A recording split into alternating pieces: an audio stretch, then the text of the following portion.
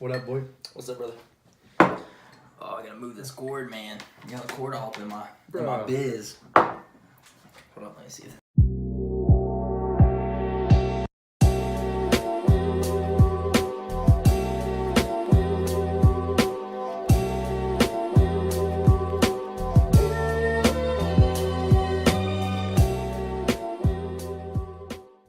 All in my biz, bro. What we drinking tonight? All right, so I got you a Devil's Backbone Danzig. This is a Baltic porter. It's 8%, so it's gonna be kind of stout because it's a porter. Yeah, so. my boss at work. We just got back from the bar, by the way. Yeah.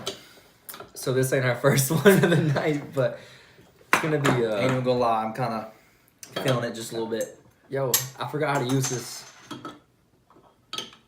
You got it, brother. I remember how to use this. There you go, bro. Alright, so it's gonna be kind of stoutish. Yeah, it ain't gonna be a light start, to be honest. But it is what it is. So there it is.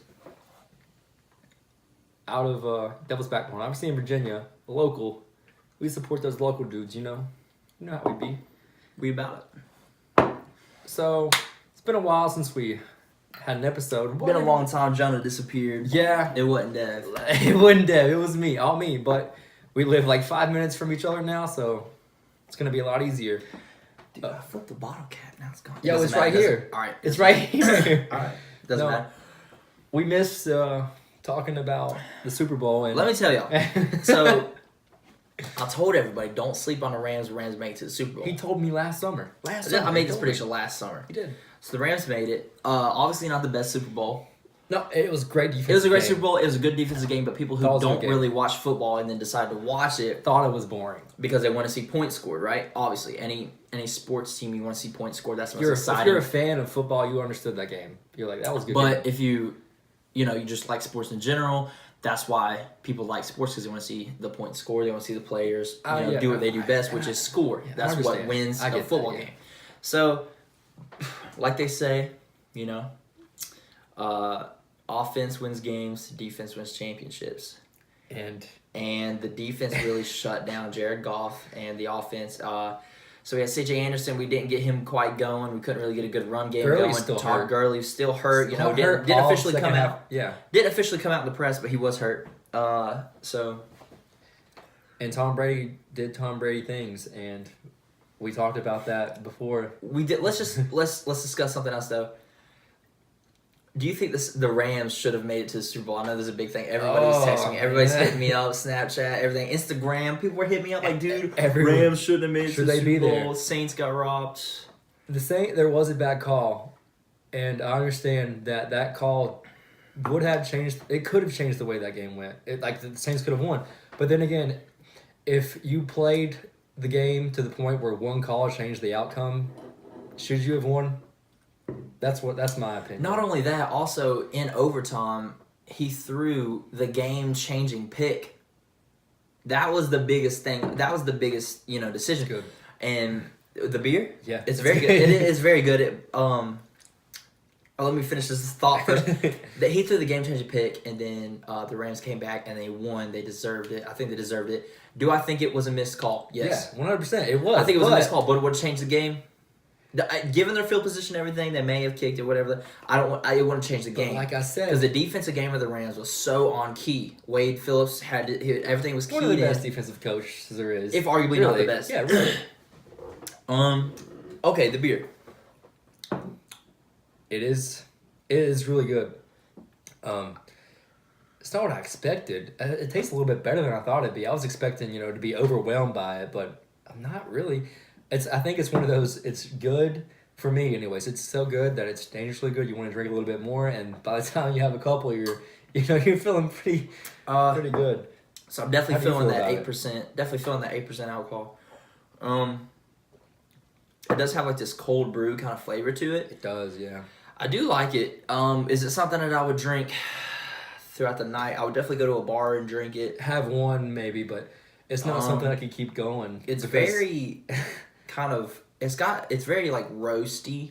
You get kind of like a nutty kind of taste. It's more of a wintery drink, which we're kind of we don't know what weather we're having right now. Hey, brother, we in Virginia. We having Virginia weather right now, so it's like all over the place. It snowed last week, and this week, and then over the weekend it's gonna be 70 degrees. It was over the Sunday. It was 70. I mean, I was in Georgia, but I know that here it was 70 degrees. It's gonna be 70 tomorrow. And it snowed last week. We don't know what's going on here. Virginia's wild, brother.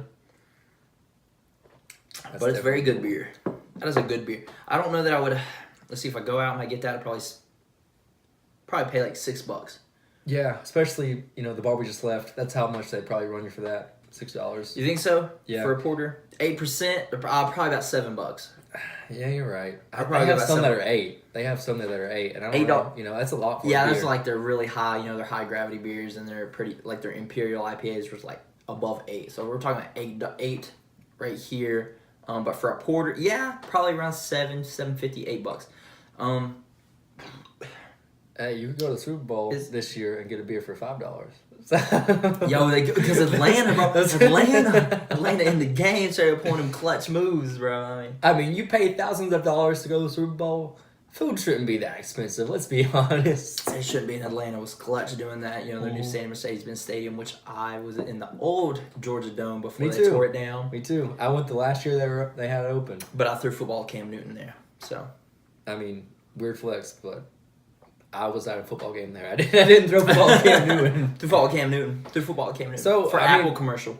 Oh, for real? Oh yeah, dude was acting back in the day. Dude was not really acting, just doing some like extra stuff. He was in movies.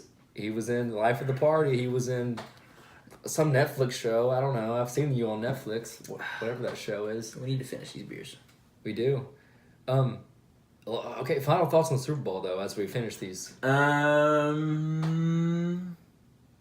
run game should have been established for the Rams. Did the Patriots deserve to win it? Yes.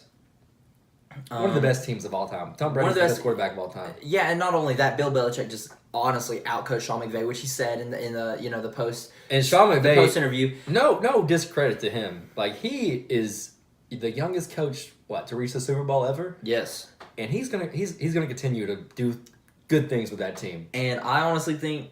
And Belichick knows that it was a really low scoring game. He knows that that one play where Gronkowski got down to the red zone. Can I just credit the Rams because the Rams postseason versus the Rams all the during the entire regular season. Okay, so you take Cooper Kupp out of the equation, game 10. They won all the way up to that point. Game 10, you take them out of the equation. They have this big filler position. They put Josh Reynolds in there, and they lose their first game. Then they lose a couple more, and you kind of feel like, Jared Goff's off and everything because he loses a star receiver. That was his best friend, Cooper Kupp. Going into this next season, or looking back at this postseason, not going into postseason, but looking back at postseason, I think you really start to understand Sean McVay has more up his sleeve than you think he does in the regular season. Oh, he's got all his cards out on the table. No, he doesn't. Because the postseason Rams versus the regular season Rams are two different teams. Like, that looked insane, didn't it? Like, because you got this double running game. They changed the way they play. They do. You got this double running game with C.J. Anderson and Todd Gurley, and you get the ball rolling on that, which is what they did against Dallas, which Dallas was very good against the run. And then they kind of just shut down Ezekiel Elliott with the defense. And the defense that's tough to do. Didn't really make too many adjustments defensive-wise, and not too many adjustments special teams-wise, but really going into the Super Bowl, the offense made so many adjustments that it's kind of hard to key in on the defense, what the defense is doing when you got that many working pieces and pieces moving in the offense. And so you pick up C.J. Anderson, you got Josh Reynolds moving more, you got Tyler Higbee moving more, which is their tight end. And so you got more than just a blocking tight end for Todd Gurley and Brandon Cooks all season, and Josh Reynolds, which took Cooper Kupp's position all season. But you also have, he's running these good routes and everything. But obviously in the Super Bowl, it just wasn't enough to cover it. Wasn't enough to, put that edge on New England that they've trained for, so many years. Tom Brady, and like we said, most of those players on the Rams, that was their first time on that big stage. The Patriots have been there over and over. I mean, they've been there. Over. They've won the AFC Championship. Julian Edelman and Tom Brady have such a connection that they've had for so many years, and it doesn't matter how long you do, or it doesn't matter how old you are, how good of an athlete you are. The experience is what's going to come out on top. And everybody can say what they want about Brady, but his mindset when it comes to the game is like none other. Like, he is out there to win 100%. He will do whatever it takes. And I mean, and look the way that Edelman played. I mean, he won the MVP of the Super Bowl. Right. Obviously, he deserved it. I had people saying, "Oh, he doesn't deserve it." You know, this guy. So if you look at the Patriots offense, excuse me, look at the Patriots offense. One of the most important plays that they ran is they run a little hitch route with Julian Edelman. Now, does Julian Edelman always have to beat the corner? No, or let's say the outside backer, whoever's right there covering him if he's running a hitch route and he's a slot. Does he always have to beat that receiver or beat the corner? No. But the amount of trust that Tom Brady has in Julian Edelman to be there on his route, Tom Brady can focus on somebody else. You know, move the defense, move the safeties. You know, if you ever played safety, you know you got to read the quarterback's eyes. So if Tom Brady's looking over here, you shift this way, obviously, because he's probably focused on this side of the field, doesn't really see this, but the amount of trust that he has in Julian Edelman, not to look that way, not to even see where he's going, but just to know and trust in him that he's going to be there on that hitch route and then turn and hit him. That's just that experience, and that's that coaching that comes into it that is kind of just unmatched, and you can run that kind of play with guys that are good at football and guys that have practiced football, but they haven't played together. They're not going to make that play. I don't know how else to say it. You said it. I mean, Brady and Belichick, they have that. They just have it, man. And I don't think anybody's ever going to go down in history as a quarterback and a coach the way that they will. Because the way that they've done things since 2001 when they won their first one. Yep, against the Rams. Yeah, 2000. It was 2001. It's 2000 season. 2000 season, and it came full circle. It was the rematch that people. And I thought I thought it was going to end with the Rams. I did too. I say your main player gets hurt. This is the kind of thing that happens. Not that I'm taking away anything from Tom Brady, Belichick, but.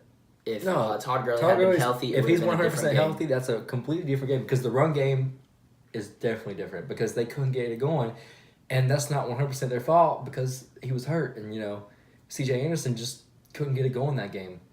That's true, and coaches know the play action's coming when you run Todd Gurley out, and you run Todd Gurley up the middle, and the play action's coming. You think Todd Gurley's taking it, and then he hits that little wheel route. You throw it to him, and then he just got 20 yards on him.